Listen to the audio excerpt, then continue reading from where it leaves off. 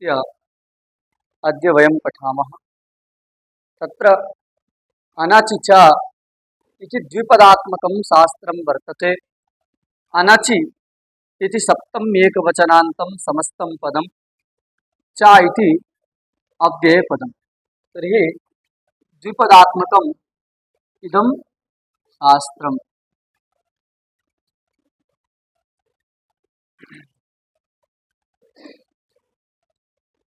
इस शास्त्र में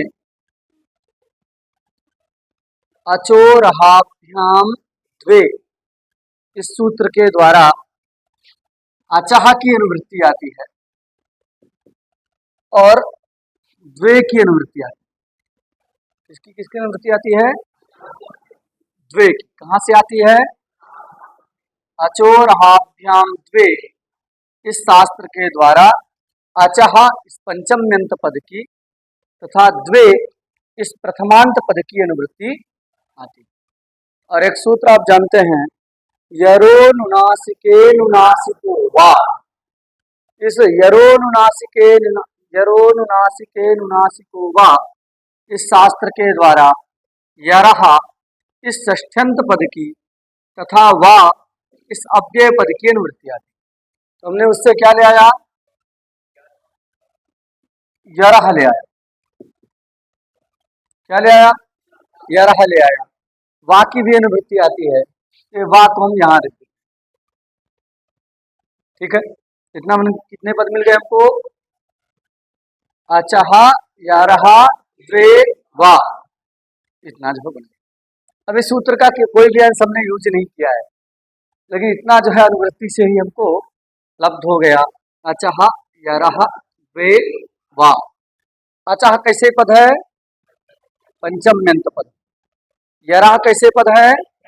षष्ठी का वचनांत। द्वे प्रथमांत है, वा अव्यय। एक सूत्र है, उसको विशेष हम बाद में पढ़ेंगे, लेकिन उसका अर्थ आप लोग स्मरण रखिएगा। उदस्थास्तंभो, ये नहीं जी, पास क्या? तस्मादित्युत्तरस्य, क्या शास्त्र है? तस्मादित्युत्तरस्य, ये परिभाषा सूत्र। क्या सूत्र है?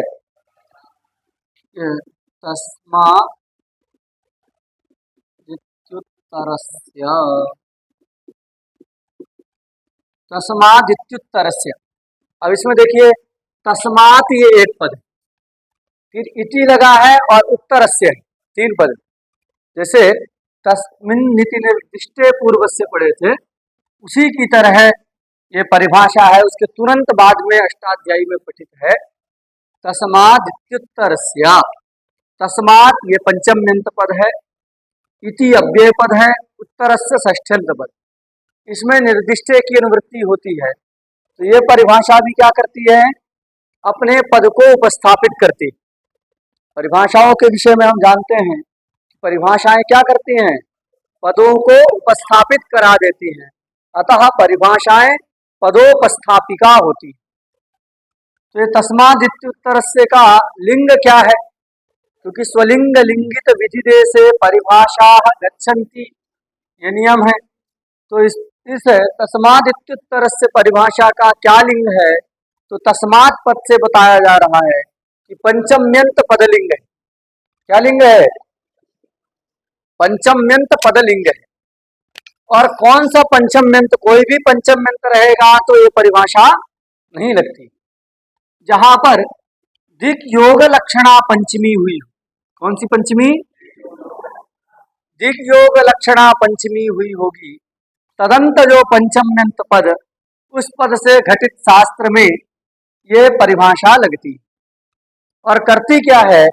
तो उत्तरस्य की उपस्थिति कराती। क्या कराती है?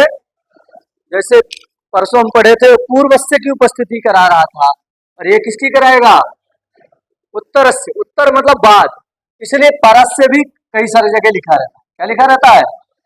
उत्तरस्य का ही अर्थ है परस्य। तथा अब निर्दिष्टे भी आ रहा है, तो अव्यवहित अंश की भी ये उपस्थिति कराएगा। किसकी किसकी कराएगा? अव्यवहित परस्य, ये दो अंश, अव्यवहितांश की और परस्य इस अंश की। समझ आ गया कि नहीं? तो इन दोनों पदों की उपस्थिति ये कराता है।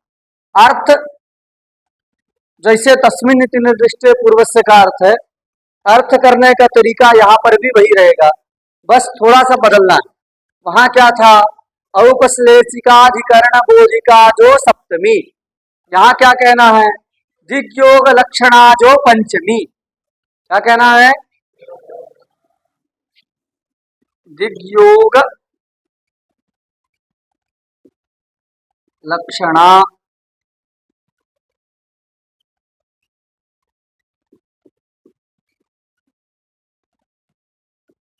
या पंचमी, ऐसा जो है ये कर लेना, दिग्योग लक्षणा या पंचमी, बाकी सेम रखना है। तदंतम यत्पदम तत्पद घटिते शास्त्रे अव्यवहित परस्य इति पदद्वयम उपतिष्ठते। क्लियर हो गया? अर्थ इसको याद कर लीजिएगा, बाकी चर्चा सब हम हलंत पुलिंग में हलंत कह रहे हैं, हल संधि में करेंगे। क्लियर हो गया कि नहीं? अर्थ याद रखना है, लेकिन क्या लक्षण अर्थ है? दिग्योग लक्षणा जो पंचमी, तदंत जो पद, उस पद से घटित शास्त्र में अव्यवहित परस्य इस अंश की उपस्थिति हो जाए। अब दिग्योग लक्षणा पंचमी क्या है? तो जो कारक पढ़े हैं वो समझ सकते हैं कि ये कारक में सूत्र है, अन्यारादितरर्थे दिक्शब्दांचूत्तर पदाजाहि युक्ते। अन्यारादितरर्थे दिक्शब्दांचूत्तर पदाजाहि युक्ते। इस शास्त्र के द्वारा जब दिग्वाचक शब्द के समीप में रहने पर कोई पंचमी होती है, उसको दिग्योग लक्षणा पंचमी कहते हैं। ये उत्तर शब्द जो है दिग को बताएगा कि नहीं? जहाँ पूर्व रहेगा तो वो भी क्या बताएगा? दिग को ही बताएगा। तो इस प्रकार दिग का मतलब दिशा को अभी साक्षात बताई, इसमें अभिप्राय नहीं है। कभी उस शब्द ने दिशा अर्थ को बताया हो, आज किसी दूसरे अर्थ को भी बता रहा है, तो भी उस शब्द के योग में पंचमी हो जाती है। दिशि दृष्टा शब्द दिक् शब्द, ऐसा वहां पर दीक्षित जी ने व्याख्यान किया है। वो अभी सब याद रखना नहीं है, केवल इतना याद रखना है कि अन्यारादितरर्थे दिक्सप्तांचूत्तर पदाजाहि युक्ते, इस सूत्र से विधीयमाना जो पंचमी है वह पंचमी क्या कहलाती है? दिग्योग लक्षणा पंचमी कहलाती है। बस इतना ही याद रखना है। तो कैसे होता है, क्या होता है, उस हम आगे पढ़ेंगे, लेकिन इतना भी याद रखना है कि दिग्योग लक्षणा पंचमी का मतलब है अन्यारादितरर्थे दिक्शब्दांचूत्तर पदाजाहि युक्ते, इस शास्त्र से होने वाली पंचमी। तदंत जो पद, उस पद से घटित शास्त्र में अव्यवहित परस्य इस अंश की उपस्थिति हो जाती। तो अर्थ स्पष्ट है। दिग्योग लक्षण पंचम्यंत पद घटिते शास्त्रे अव्यवहिते अथवा निर्दिष्टे उत्तरस्य इति पदद्वयम उपतिष्ठते, ऐसा जो है इस परिभाषा का अर्थ लिख करके सब लोग याद कर लीजिए। यहाँ देखो अचह में क्या है? पंचमी है। और ये पंचमी कैसी है? तो अच शब्दोत्तर श्रूयमाण जो ये पंचमी है वह दिग्योग लक्षणा पंचमी है। तदंत पद हो गया अचह, यह पद, उस अचह पद से घटित शास्त्र कौन सा है? अभी इको नहीं, ये अनचिचा शास्त्र, अनचिचा में आ गया है, तो उससे घटित शास्त्र हो गया अनचिचा। इसमें अव्यवहित मतलब निर्दिष्ट और उत्तरस्य की उपस्थिति हो। उत्तर को ही पर कहते हैं, इसलिए यहाँ पर क्या जोड़ देना है? देखो अचह केवल परस्य नहीं, पर में तो होना चाहिए, लेकिन व्यवधान होगा तब कार्य नहीं करेगा, इसलिए क्या जोड़ना है वहां? अव्यवहित परस्य। अचह अव्य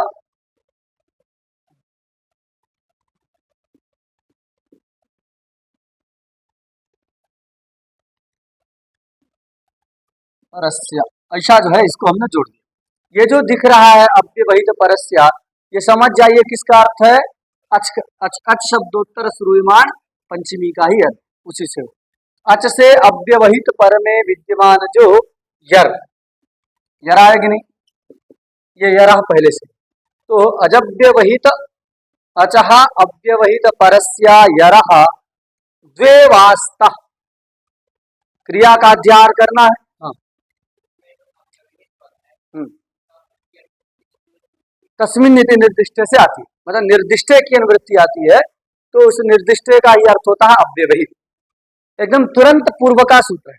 तो इस पहले सूत्र है तस्मिन् निर्दिष्टे पूर्वस्य, उसके तुरंत बाद में है तस्माद् इत्युत्तरस्य, इसलिए तस्माद् इत्युत्तरस्य में निर्दिष्टे की अनुवृत्ति आती है जिसका अर्थ होता है अव्यवहित।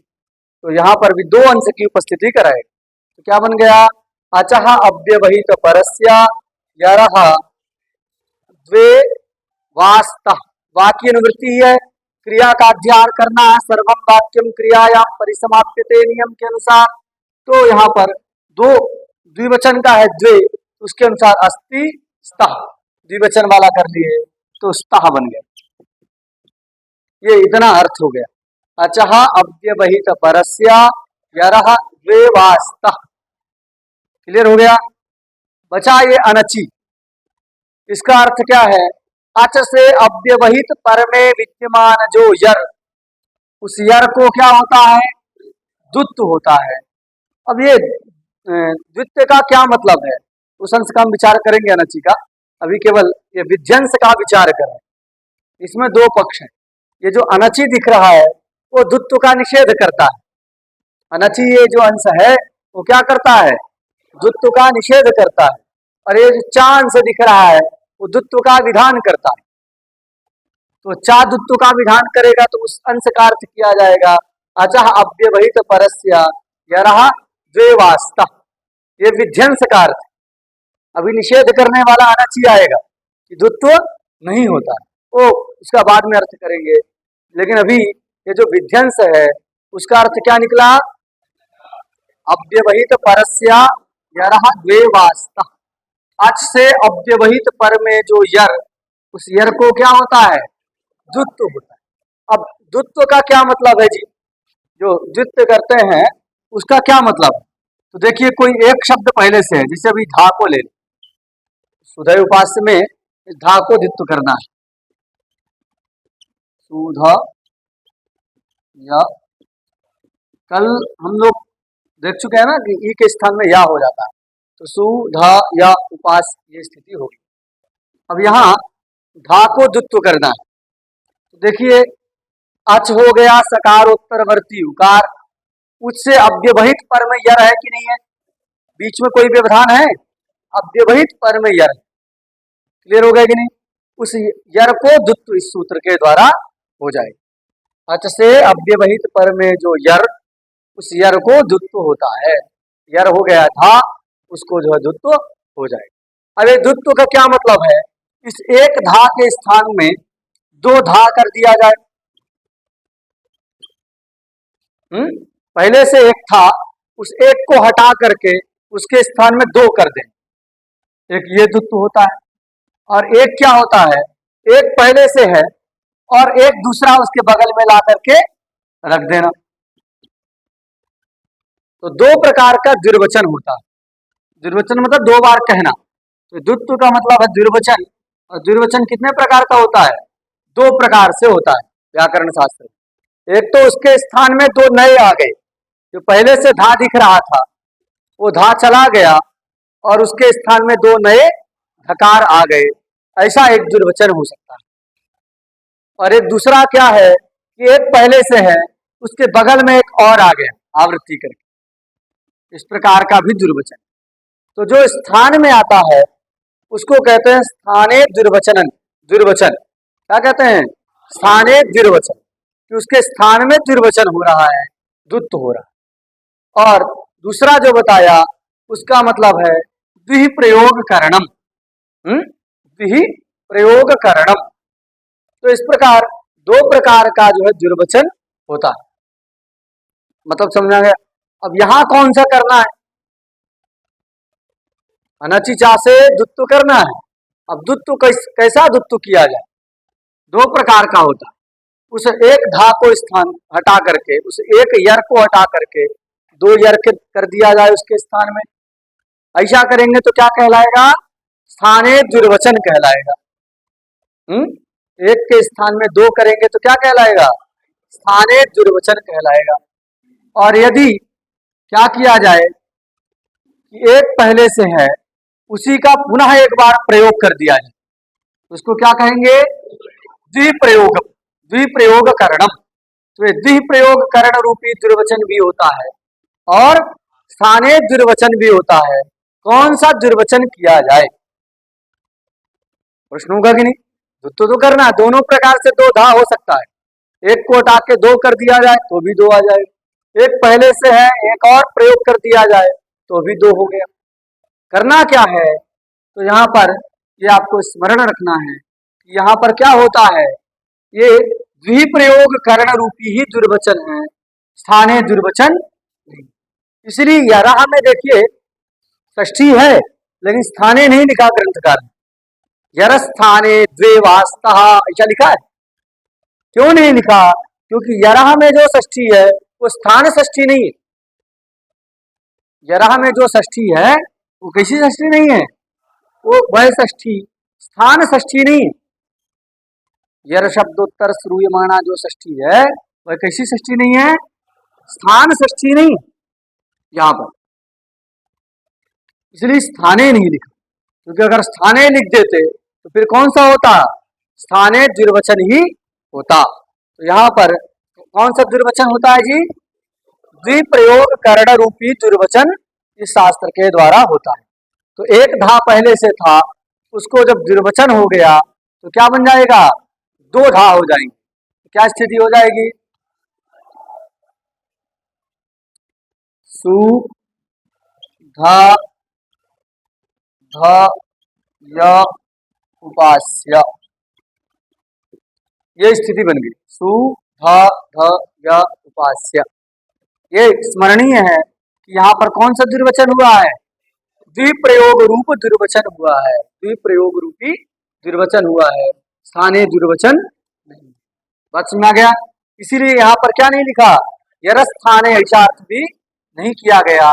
यरह में जो षष्ठी है वो कर्म अर्थ में षष्ठी, उच्चारण क्रिया का अध्ययन करके यर कर्मकम उच्चारणम, यर का दुरुच्चारण करना, तभी जो है द्विप्रयोग रूपी अर्थ निकलेगा। तो यहाँ यर में कर्म में षष्ठी है, स्थान में षष्ठी नहीं है, तो द्विप्रयोग रूपी दुर्वचन ये शास्त्र करता है। क्लियर हो गया? और अर्थ भी स्पष्ट ही है। अच से अव्यवहित पर में विद्यमान जो यर, उस यर को द्विवचन होता है, मतलब द्विप्रयोग होता है, उस यर का दो बार प्रयोग कर दिया जाता है। इस प्रकार जो है द्वित्व इस शास्त्र के द्वारा होता है। और ये भी कैसे होता है? वाक्य अनुवृत्ति आई है तो वैकल्पिक विकल्प से होता है। जब जिस पक्ष में द्वित्व करने की इच्छा हो गई तो उस पक्ष में क्या बन गया? सुधा धा या उपास्य, और जब नहीं हुई तो सुधा या उपास्य। ये दो स्थिति हमारे पास बनी रही। अब दूसरा अंश है अनचि। इस अनचि का हम लोग अर्थ विचार करते हैं। अनचिचा में अनचि ये जो पद है सप्तम में अंत, वह समस्त पद है। कैसा पद है? समस्त पद। उस अनचि में नए तत्पुरुष समास है। कौन सा समास है? नए तत्पुरुष समास करने वाला सूत्र है नए। इतना सा ही सूत्र है नए। इस नए सूत्र के द्वारा नए तत्पुरुष समास अनचि पद में हुआ है। उसका विग्रह क्या है?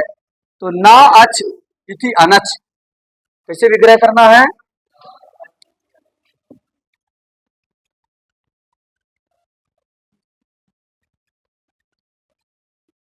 ना अच इति अनच।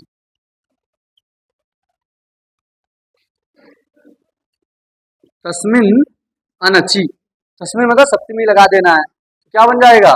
अनचि बना लेंगे। ना अच इति अनच, ये जो है तस्मिन अनचि, ये लौकिक विग्रह है। अलौकिक विग्रह होता है ना और अच सु, ना अच सु। नए सूत्र से समास किए, प्रातिपदिक संज्ञा किए, विभक्ति का लुक कर दिए, ना अच ये स्थिति रहेगी। ना अच इस अवस्था में जो है नलोपो नय, इस सूत्र के द्वारा ना नए के नकार का लोप हो जाता है। क्या अवस्था है? केवल आ अच, तस्मान नुडची से इस अ को नुट हो जाता है, तो ये ना मिल गया, मिला दिए तो अनच, और सप्तमी में बन गया अनची। ये प्रक्रिया याद रख सकते हैं तो रखिए, लेकिन ये जरूर याद रखिए यहाँ कौन समास हुआ है, नए तत्पुरुष समास हुआ है। उसका लौकिक विग्रह क्या है, न अच इति अनच तस्मिन अनचि। शब्द बनाने में कोई दिक्कत। अब हम अर्थ विचार करते हैं, शब्द बन गया, अब हम अर्थ समझते हैं कि अनचि शब्द का अर्थ क्या है। देखिए यहाँ पर ये न्याय दिख रहा है, जो आकार है, ये आकार दिख रहा है, वो आ क्या है, न्याय का आकार है कि नहीं। ये ना था, उसके आकार, ना का लोप हो गया, न लोपो न्याय से तो बचा आ, वो आ भी क्या कहलाएगा, नहीं कहलाएगा।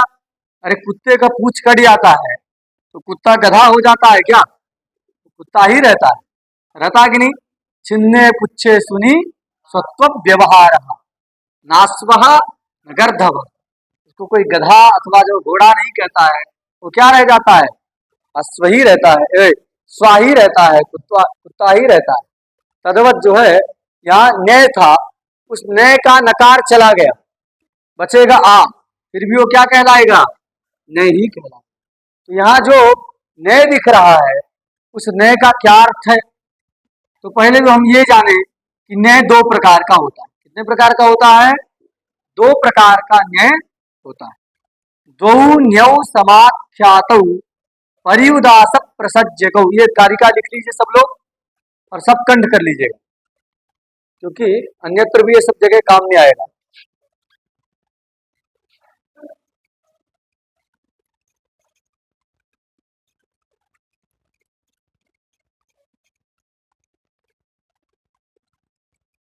द्वौ न्यौ समाख्यातौ परिउदास प्रसज्यकौ।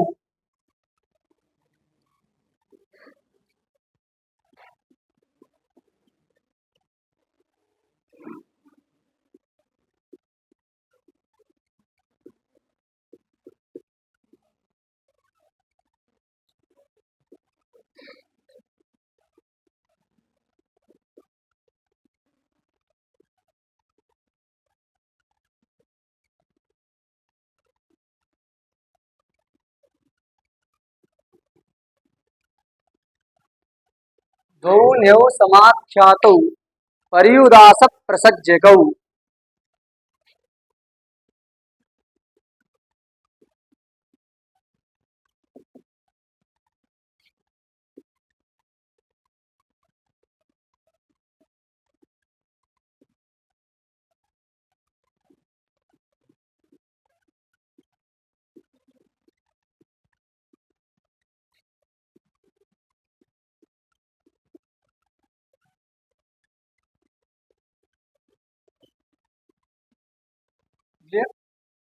द्वौ न्यौ समाख्यातौ परिउदास प्रसज्यकौ। परिउदासः सदृग्राही प्रसज्यस्तु निषेधकृत।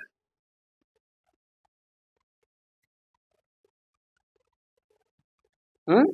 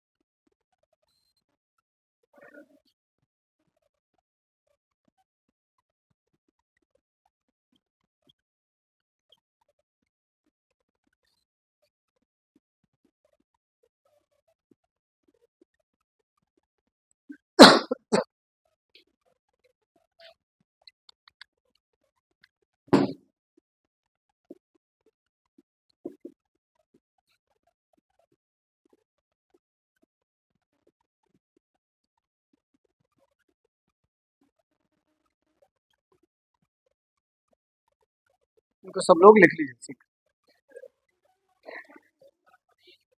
नहीं नहीं,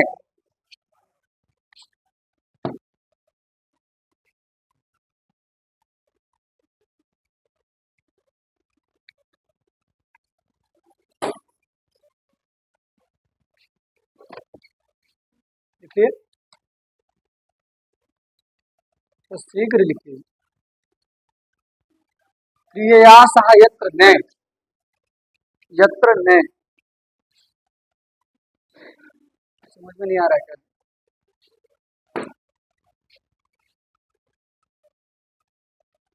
आ रहा है?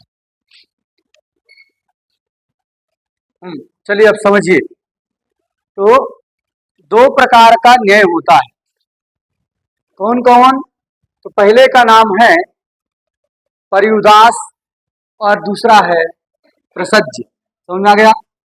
द्वौ न्यौ समाख्यातौ। समाख्यातौ का मतलब है प्रसिद्धौ। समाख्यातौ का मतलब क्या है? प्रसिद्ध। तो दो प्रकार के न्याय प्रसिद्ध हैं, जिनका नाम क्या है? परिउदास और प्रसज्य।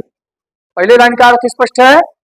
द्वौ न्यौ समाख्यातौ, मतलब दो प्रकार के न्याय प्रसिद्ध हैं, जिनका नाम क्या है? परिउदास और प्रसज्य। द्विवचन है इसलिए प्रसज्य को लिखा है। प्रसज्य और परिउदास का नाम। परिउदास क्या करता है? तो परिउदास सदृग्राही प्रसज्यस्तु निषेधकृत। जो प्रसज्य होता है वो निषेध करता है। प्रसज्य क्या करता है? निषेध करता है। और परिउदास जो होता है वो सदृशार्थ का बोध कराता है। क्या करता है? सदृशार्थ का बोध कराता है। उदाहरण से हम समझेंगे, लेकिन ये याद रखिएगा अर्थ। परिउदास सदृग्राही, तो परिउदास सदृश रूपी अर्थ का ग्रहण कराता है, बोध कराता है। तथा प्रसज्यस्तु निषेधकृत, जो प्रसज्य होता है वह क्या करता है? निषेध करता है। ये दोनों में अंतर समझ आ गया। दूसरा और अंतर, परिउदास सविज्ञेयः यत्रोत्तर पदेन न, जहां पर न्याय के अर्थ का उत्तर पदार्थ के साथ अन्वय हो, न्यायर्थ का उत्तर पदार्थ के साथ अन्वय हो, उसको क्या समझना चाहिए? परिउदास। जैसे हमने अदर्शनम लोपा में पढ़ा था, न दर्शनम इति अदर्शनम, ना का अर्थ था अभाव, अदर्शन का मतलब क्या हुआ था? दर्शनाभाव। तो दर्शन का और भी बहुत सारा आप लोगों ने अर्थ वहां पढ़ा था, लेकिन सामान्य भी क्या अर्थ हुआ था वहां? न दर्शनम इति अदर्शनम, और ना का अर्थ क्या है? अभाव। अदर्शन का अर्थ क्या होता था? दर्शनाभाव। देखो, न के अर्थ का उत्तर पदार्थ दर्शन के साथ अन्वय हुआ कि नहीं? न का अर्थ अभाव, उसका अन्वय कहाँ हो रहा है? उत्तर पदार्थ जो दर्शन उसके साथ। तो जहां पर नयर्थ का उत्तर पदार्थ के साथ अन्वय हो, उसको कौन सा न्याय समझ लेना चाहिए? परिउदास। परिउदास सविज्ञेयः, परिउदास उसको समझना चाहिए जहां पर यत्र, मतलब यस्मिन् स्थले उत्तर पदेन न, उत्तर पद के साथ मतलब उत्तर पदार्थ के साथ जहां नयर्थ का अन्वय हो, उसको क्या समझना चाहिए? और प्रसज्यस्तु सविज्ञेयः क्रियया सह यत्र न, प्रसज्य उसको समझना चाहिए जहां पर नयर्थ का अन्वय कहाँ हो रहा हो? क्रिया के साथ हो रहा हो, उत्तर पदार्थ के साथ अन्वय ना हो रहा, तो उसको क्या समझना चाहिए? प्रसज्य समझना चाहिए। ये अंतर समझ आ गए दोनों में। तो ये दो प्रकार के न्याय प्रसिद्ध। अब विचारणीय यह है कि अनचि में भी न्याय समास, न अच इति अनच तस्मिन अनचि, तो कौन सा न्याय माना जाए? न्याय है कि नहीं? परिउदास माना जाए कि प्रसज्य माना जाए?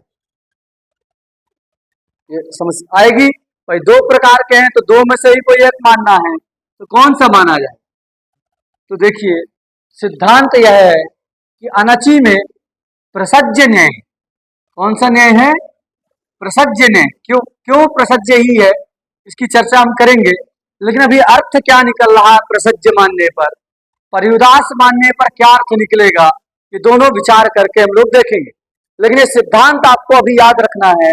कौन सा न्याय हुआ है? प्रसज्य न्याय अनचि में है, परिउदास नहीं। तो देखिए, प्रसज्य न्याय है तो क्या करेगा? निषेध करेगा, है ना? प्रसज्यस्तु निषेधकृत। तो अनचि में कौन सा न्याय है? प्रसज्य है, तो क्या करेगा जी? निषेध करेगा। अब किसका निषेध करेगा? जो पहले से प्राप्त रहे उसी का व्यक्ति निषेध करता है ना। अभी मान लीजिए आप सब बैठे हैं और आपको अभी कुछ दिया नहीं जा रहा, केवल आप पढ़ रहे हैं और आप सब चिल्लाने लगे कि नहीं हम रसगुल्ला नहीं खाएंगे, मत दीजिए मत दीजिए, तो लोग क्या कहेंगे? ये सब जो है पागल हो गए हैं, कहेंगे कि नहीं कहेंगे? निषेध कब किया जाता है? जब कोई दे रहा हो। कोई रसगुल्ला मान लीजिए आपको दे रहा है, 4-5 खा चुके हैं, इसके बाद भी कह रहा दो और दो और, तो आप कहेंगे नहीं नहीं बिल्कुल अब नहीं चाहिए। लेकिन प्राप्ति ही ना हो, कोई दे ही ना रहा हो और रोड में खड़े होकर कोई चिल्लाने लगे कि अरे बस करो अब नहीं खाया जा रहा है, तो ऐसा क्या होगा? लोग क्या कहने लगेंगे? तो निषेध कब किया जाता है जी? प्राप्ति रहने। तो एक नियम याद रखिएगा, प्राप्तौ सत्याम निषेधा। क्या नियम है? लिख लो, देखो प्राप्तौ सत्याम है ना,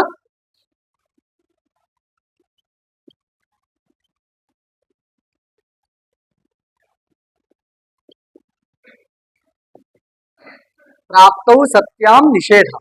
ये सत्याम कहां से आ गया? सप्तमी का अर्थ कलम पढ़े थे। प्राप्तौ सत्याम मतलब प्राप्ति होने पर, प्राप्ति रहने पर निषेध किया जाता है। प्राप्ति ही ना हो तो निषेध होगा? नहीं होगा। तो प्राप्तौ सत्याम निषेधा ये नियम। अभी यहाँ अनचिचा में कौन सा न्याय है? प्रसज्य न्याय। उसका क्या करता है? वह निषेध करता है। अब निषेध किसका करेगा? जिसकी प्राप्ति होगी। जिसकी प्राप्ति है उसी का निषेध करेगा। तो यहाँ प्राप्त क्या है? तो ये जो पूर्व अंश है चा विध्यंश है, वो द्वित्व का विधान करता है। क्या करता है? द्वित्व का विधान करता है। तो ये अनचि निषेध भी किसका करेगा? द्वित्व का निषेध करेगा। बात समझ आ गई? अनचि क्या करेगा? द्वित्व का निषेध ये अनचि अंश करेगा। इतना बात समझ आ गई? अब देखो, एक तो समझ में आ गया निषेध करे, दूसरा भेद क्या है कि इसका अन्वय कहाँ करना है जी? क्रिया में, है ना। क्रिया सह यत्र न्याय, जहाँ क्रिया के साथ न्याय का संबंध हो उसी को क्या समझना है? प्रसज्य। तो प्रसज्य मानते हैं तो अन्वय कहाँ होगा? क्रिया के साथ। कोई क्रिया दिख रही है अभी आपको अलग से? नहीं दिख रही, लेकिन क्रिया में अन्वय करना है तो क्या करेंगे? एक क्रियाबोधक पद को ले आए। क्रियाबोधक पद को ले आए तो क्या हो जाएगा? भवती ले आइए। मान जहां कोई क्रिया नहीं रहती है तो वहां या तो अस्ति रहती है या भवती रहती है। हम लोग पढ़े थे अस्थिर भवंती परहा प्रथम पुरुषो प्रयुज्यमानोप्यस्ति। पढ़े थे ऐसा मंत्यायिता, हमें शायद पढ़े थे कि ऐसा मंत्यायिता पढ़ते समय कि ये शाम जहां कोई क्रिया नहीं रहेगी वहां अस्थि अथवा भवती रहती। तो यहाँ पर भी अस्थि क्रिया ले आए, समझा गया कि नहीं? अथवा भवती, भवती ले आए। क्या ले आए? भवती। और ये न्याय जो दिख रहा है न्याय, वो निषेध करता है और निषेध करेगा एक बात। दूसरा उसका अन्वय कहाँ करना है? क्रिया के साथ। उत्तर पद के साथ अच के साथ उसका अन्वय नहीं होगा। क्रिया के साथ ले आओ, ना को उठा करके न भवती। क्या होगा? न भवती। निषेध करेगा। किसका निषेध करेगा? तो द्वित्व का। तो द्वित्वम न भवती क्या करेगा? द्वित्वम न भवती, द्वित्व का निषेध करेगा। अभी देखो आ का यूज हमने कर लिया है, अच का उपयोग नहीं किया है, समझा कि नहीं? और सप्तमी का भी उपयोग अभी हम लोगों ने नहीं किया। तो उसको दोनों को मिला करके क्या कर देंगे? यहां लिख दो अची, और परे यहां लगा लीजिए अची परे द्वित्वम न भवती। अगर अच पर में है तो द्वित्व नहीं होगा। बात समझ आ गई कि नहीं? इस प्रकार ये अनचि निषेध करता है कि अच परे रहते द्वित्व नहीं होता है। कैसे निकला? तात्पर्य समझ आया कि नहीं? अनचि इत्यत्र न्याय समासः वर्तते, सच न्याय प्रसज्यः, प्रसज्यस्य न्यायः अयं स्वभावः भवति यत् तदर्थस्य क्रियायामेव अन्वयो भवति। अतः अन्वयार्थं क्रियावाचकस्य भवति पदस्य अस्माभिः अध्याहारः क्रियते तत्र नयर्थस्य अन्वयः क्रियते तथा च न भवति इति अर्थः जायते। ना का अर्थ हो गया न भवति। किं न भवति इति प्रश्ने यस्य प्राप्ति अस्ति तस्यैव निषेधः प्रसिद्धः इति कृत्वा अत्र दुर्वचनस्य प्राप्तिः अस्ति दुत्वस्य प्राप्तिः अस्ति अतः तस्यैव प्रतिषेधः भवति। तर्हि दुत्वं न भवति। कदा न भवति? निमित्ताकांक्षा। कब नहीं होता? तो निमित्त की आकांक्षा होगी। तो निमित्त की आकांक्षा के लिए अचि आ गया। अचि परे दुत्वम न भवति। अच परे रहते दुत्व नहीं होता। किसको दुत्व नहीं होता? जिसको प्राप्त रहेगा। किसको प्राप्त था?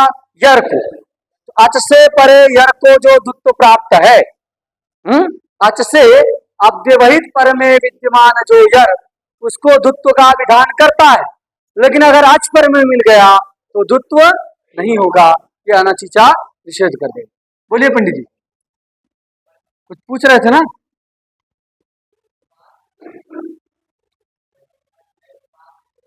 हाँ,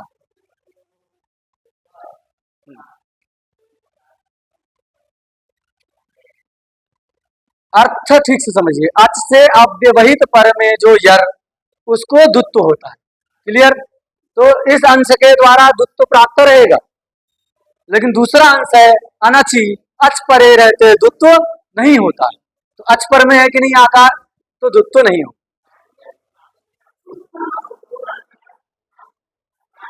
हाँ, सा में भी वही स्थिति है। नहीं, ये जो सकार है पंडित जी, ये सा है ना, तो अच से परे यर, यर में हो सकता है। उसको अभी हमको दो रूप बनाना है। ये शुद्धि उपास्य के दो ही रूप बनते, ऐसी नहीं है। ऐसी बात नहीं है। सिद्धांत कौमुदी पढ़िए तो वहां जो है अभी धा को द्वित्व किया है, या को भी द्वित्व होता है, तो कई प्रकार से रूप बनते हैं और भी बहुत सारे शास्त्र हैं। अभी जो कौमुदी में लिखा है वही अर्थ जो हमको जो उदाहरण दिए हैं उन्हीं को बनाने की कोशिश हमको करना। जो सप्तमी है वो पर सप्तमी, अच के परे निमित्त है ना। निमित्त का बोध कब होगा? परे लगाने से बोध होता। अचे अचि परे, अच के बाद में रहने पर। क्या हुआ? अभी अर्थ समझिए। क्या समझे? पहला अंश का अर्थ किए थे अच से अव्यवहित पर में जो यर, अच से अव्यवहित पर में जो यर, उस यर को दुत्व होता है, ऐसा ये अंश कहता। दूसरा अंश आता है अनचि। ये चा अंश का अर्थ है। चा को इसमें समझ लीजिए। इस वाक्य में चा विधि विधान करने के लिए चा रखा। अनचि ये निषेध करने के लिए है और चा किस लिए है? विधान करने के लिए। तो चा ये जो विध्यंस है, जो विधान के लिए चा रखा गया है सूत्र में, उसका अर्थ है अच से अव्यवहित पर में विद्यमान जो यर, उस यर को क्या होता है? दुत्व होता है। क्लियर हो गए कि नहीं? ऐसा जो है उसका अर्थ किए।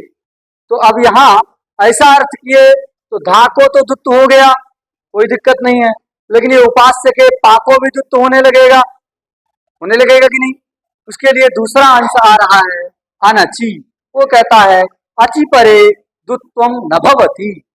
अच यदि पर में रहे तो उक्त जो यर है उस यर को दुत्व नहीं होता है। ऐसा अर्थ हो गया तो वहां पर निषेध हो जाए। क्लियर हो गया? तो ये अचि परे दुत्वम न भवति, ये अर्थ कब निकला? जब हमने प्रसज्य ने माना तभी यह अर्थ निकला, क्योंकि क्रिया में अन्वय किए निषेध करेगा। अगर क्या मान लिया जाए? इसको परियुदात मान लिया जाए। सिद्धांत के अनुसार हम लोगों ने जान लिया। कोई किसी के मन में प्रश्न हो सकता है, आखिर प्रसज्य मानने में क्या दिक्कत? परियुदास मानने में समस्या क्या है? परियुदास भी मान सकते थे। तो परियुदास मानने में क्या होता कि नए के अर्थ, नए का जो अर्थ है उसका अन्वय किसके साथ करना पड़ता? उत्तर पद के साथ करना पड़ता। एक बात। दूसरी बात, वो निषेध नहीं करता। निषेध नहीं करता ना, वो तो सदृश अर्थ का बोध कराता। तो अनचि का अर्थ क्या होता? ये जो अनचि है तो अच जो ना दिख रहा है वो सदृश अर्थ का बोध कराता। तो अर्थ होता, और सादृश्य भी कैसे उसको कहते हैं? तदभिन्न तत्सदृश। किसका बोध कराता है? तद भिन्न तत्सदृश का बोध कराता है। ये जहां कहीं भी प्रसज्य रहेगा वो क्या करेगा? तद भिन्न तत्सदृश, तद भिन्न तत्सदृश रूपी अर्थ का बोध कराता है। तो अब तत्पद से किसको लेना है? अच को। तो अब उसका अर्थ क्या होगा? अच भिन्न अच सदृश। तत् से पुनः दोनों जगह तत् से अच को ही लेना है, जहां न्याय लगा है उसी को लेना है। तो न्याय का अर्थ तत् भिन्न तत्सदृश, और तत् से अच को लेंगे तो अर्थ क्या होने लगेगा? अच भिन्न अच सदृश, अच भिन्न अच सदृश, ऐसा अर्थ है। अब अच से भिन्न हो लेकिन अच की तरह हो, ऐसा कौन मिलेगा जी? हल। अरे अच हल वर्ण जो है वे अच से भिन्न है कि नहीं है? है। और जैसे अच वर्ण है वैसे हल भी वर्ण है कि नहीं है? है। तो ये हल वर्ण जो हो गए आया बारा इत्यादि, तो हल वर्ण क्या है? अच से भिन्न भी है और अच के सदृश भी है। सादृश्यम चात्र वर्णत्वेन, तो क्या निकलेगा तात्पर्य? हल परे रहते, अनची लिखे और अगर परिउदास वहां पर माना जाए तो परिउदास मानने पर अर्थ क्या होगा? न्याय जो है वह तत्भिन्न तत्सदृश रूपी अर्थ को बताएगा। तो इससे अनची का अर्थ होने लगेगा अच भिन्न अच सदृशे। अनची का अर्थ क्या होगा?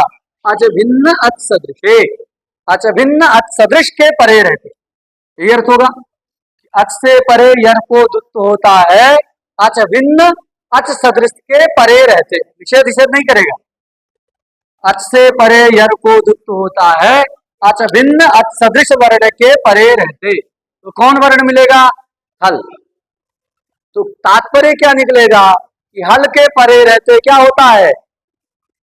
यर को दुत्त होता है, यही निकलेगा तात्पर्य कि अच से अव्यवहित पर में विद्यमान जो यर, उस यर को दुत्त होता है, हल परे रहते। अच भिन्न अच सदृश वर्ण परे रहते का तात्पर्य है हल परे रहते। तो जब यही अर्थ करना था हल परे रहते, तो छोटा सा लिख देते सूत्र में, क्या? हली। लाघव होता कि नहीं? देखिए अनची में कितनी मात्रा है? आ की एक मात्रा, ना की आधी मात्रा, फिर उसमें आ है उसकी भी एक मात्रा, चा की आधी मात्रा, ई की एक मात्रा, तो कितनी मात्रा हो गई? 3 और 4 मात्रा हो गई। कितनी हो गई? अनची कहने में 4 मात्रा है और हली कहने में कितनी मात्रा है? इसमें जो 3 मात्रा है, पूरी पूरी एक मात्रा का लाघव हुआ कि नहीं? कितनी मात्रा का लाघव हुआ? एक मात्रा का लाघव। व्याकरण शास्त्र में जो व्याकरण जो लाघव के लिए पढ़ा जाता है, लघ्वर्थम चाध्येयम व्याकरणम, व्याकरण पढ़ने का प्रयोजन है लाघव। और लाघव प्रिया वैयाकरण, ऐसा भी लोग कहते हैं कि वैयाकरण लाघव बड़ा प्रिय है। आधी मात्रा भी कहीं कम कर पाए तो सोचते हमारे घर में पुत्र जन्म ले, इतना आनंद मनाते हैं। अर्धमात्रा लाघवेना पुत्रोत्सवम मन्यन्ते वैयाकरणाः, क्या कहावत है? अर्धमात्रा लाघवेना पुत्रोत्सवम मन्यन्ते वैयाकरणाः। तो आधी मात्रा का भी यदि लाघव कर पाए, आधी मात्रा भी कम कर पाए, तो जैसे पुत्र जन्म ले लिया हो इतना उत्सव मनाते हैं। यहाँ 2 मात्रा कम हो गई तो क्या हो जाए? बता, 1 मात्रा कम है तो क्या हो जाएगा? पौत्र जन्म। पुत्र से ज्यादा जो पौत्र के जन्म होने में प्रसन्नता हो कि हम दादा बन गए हैं। तो लेकिन वो ना करके इतना गौरव वाला काम क्यों किया? अगर हली अर्थ करना ही होता कि हल परे रहते तो हली लिख देते कि नहीं?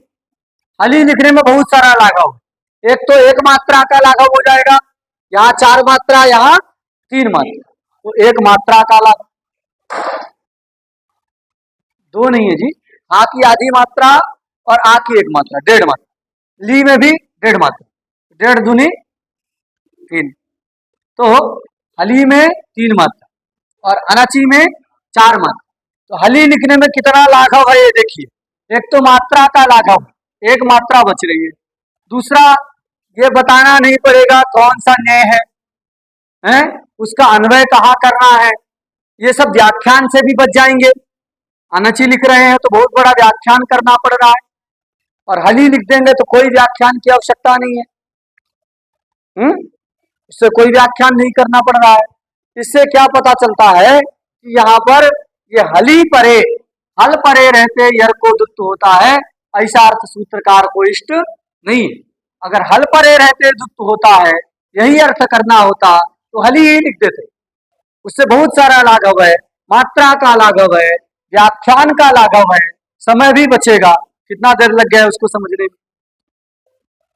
इससे पता चलता है कि यहाँ परिव्रास जो है ग्रंथकार को इष्ट नहीं है। क्या इष्ट है? प्रसज्य इष्ट है। समझा गया? प्रसज्य मानने से जो है एक विशेष अर्थ का लाभ होता है। लाभ क्या हुआ? अच परे रहते दुत्व नहीं होता। बात समझा गई? अच परे रहते दुत्व नहीं होता, निषेध करता है। उससे क्या हुआ? जैसे शब्द बनता है प्राक, क्या बनता है? प्राक। अब ये प्राक के बाद देखिए कोई वर्ण है नहीं, तो इस का को भी दुत्व हो जाता है।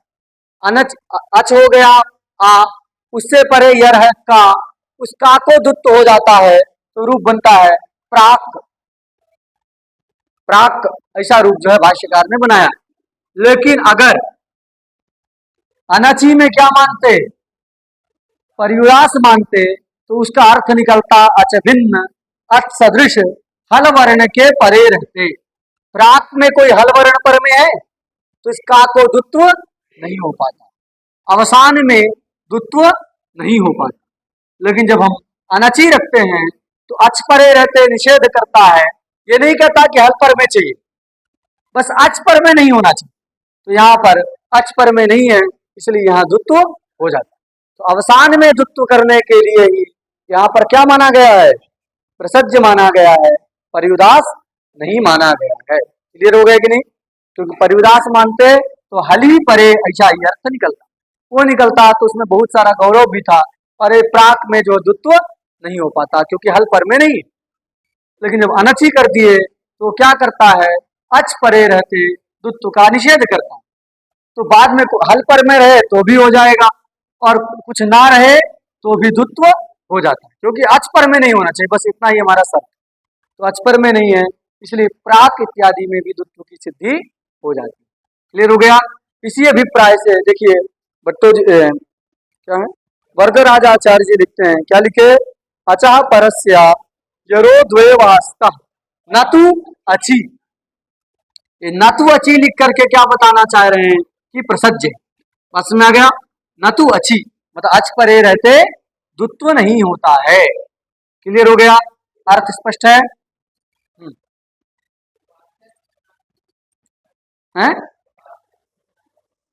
अरे इसमें इतना सोचने की क्या जरूरत है? अभी हमने समाधान एक बताया। और देखिए ये जो दुत्व करता है विकल्प से होता है। कैसा दुत्व है? वैकल्पिक दुत्व है। तो नित्य होगा तब करना अनिवार्य रहता, इसलिए वहां पर दुत्व नहीं होता। वैकल्पिक है ना, तो वहां पर जो दुत्व नहीं होता। क्लियर हो गया? तो इस प्रकार अनचिचा सूत्र को जब हम बनाए तो यहाँ देखिए अच हो गया सकार उत्तरवर्ती उकार, उससे परे यर है था, उसको दुत्व हो जाएगा। क्यों? क्योंकि बाद में अच नहीं, यहाँ हो गया। और पकार आदि में नहीं हुआ। तो जिस पक्ष में हो गया तो सु धा धा या उपास ये स्थिति हो गई। जिस पक्ष में दुत्व नहीं होगा तो सुधय उपास से ये स्थिति रहेगी। आगे की प्रक्रिया जो हम कल के पाठ में पढ़ेंगे। श्री गुरु चरण